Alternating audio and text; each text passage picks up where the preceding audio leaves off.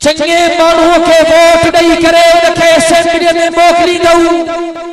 अल्लाह जो कसम उन जो हर चङो कम जो तव्हांखे बेजो मिलंदो लंगे माण्हू खे बेहया खे बद अखलाक खे बद किरदार खे शराबी खे ज़ानी खे वोट ॾेई करे असेंबली में मोकिलींदव उन जे हिक इन गुनाह जो गुनाह तव्हांजे अमलनामे में वेंदो घबरायो न छो त सपोर्ट करण वारो तव्हां आहियो गाला सही श्री को काबल जे हजार हां इन जे करे कुरान खे पढ़ो समझो वक्त अथव हनी सिंध जा टीर कड़ी छडिया अल्लाह जो कसम रोटी कपड़ा मकान बच्चो छाया ए ॾियण न आया वठण आया हिम्मत कयो आलिमन जो साथ ॾियो आलिमन कल बि तव्हां खे मायूस न कयो अॼु बि तव्हां खे मायूस न कंदा इंशाअल्लाह मुजाहिद आहिनि आलिम आहिनि इन दिल में अल्लाह जो पाक कुरान आहे हुजूर जी हदीस आहे जिन जे दिल में अल्लाह जो खौफ हूंदो हक़ सच जे रस्ते ते उहे हलंदा त ॾिठो हे सॼोरा पाकिस्तान जा सियासतदान हेॾो वॾो फ़लस्तीन में मसइलो को सियासतदान नज़र आयो मैदान में जी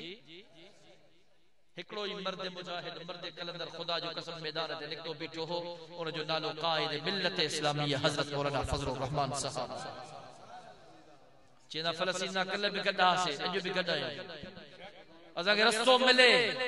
ए जमियत जा जानिसार पंजन मथन सा कफन बदी करे पाण वनी करे मस्जिद अक्सा बैतुल मुक़द्दस जो तहफ़्फ़ुज़ कंदा इंशाअल्लाह वाहिद सियासतदान पाकिस्तान जो मौलाना फजलुर रहमान जेको पाकिस्तान में झोली झले चंदो करे अब ता में चंदो दिनो हुंदो अब आइए ना के 50 के 100 के 200 के 500 के 1000 चंदो जमा करे करे करे पाण सा गड्डू खणी वनी फ़लस्तीन जो उन मजलूमन ताई पहुंचाया वरी जने चंदो पहुंचाया चंगा भला मानू कावड़ जी बिया पाकिस्तान में अल्लाह जो कसम दुखना मोल्ला के जो मोल्ला तू इधर भयो के का पूछी वियो जो के खबर ही न हुई मोल्ला ने अचानक बिस्मिल्लाह पोता वनी सुबह जो न्यूज़ खुली त बाबा मौलाना उते उन गड बैठो अमेरिका जो रडियो इजराइल जो रडियो यहूद हदूद जो रडियो पर वारी तवज्जो कजे मुझे कायद उनन के हिकड़ो ही जवाब दिनो मुझे कायद जो तहां कावड़ जो 1000 दफा कावड़ जो फजलुर रहमान जे लाए सब का पेरिया मुसलमान भावा दीना शरीयत इस्लाम ए बुधो ये पेशानी हिगड़िया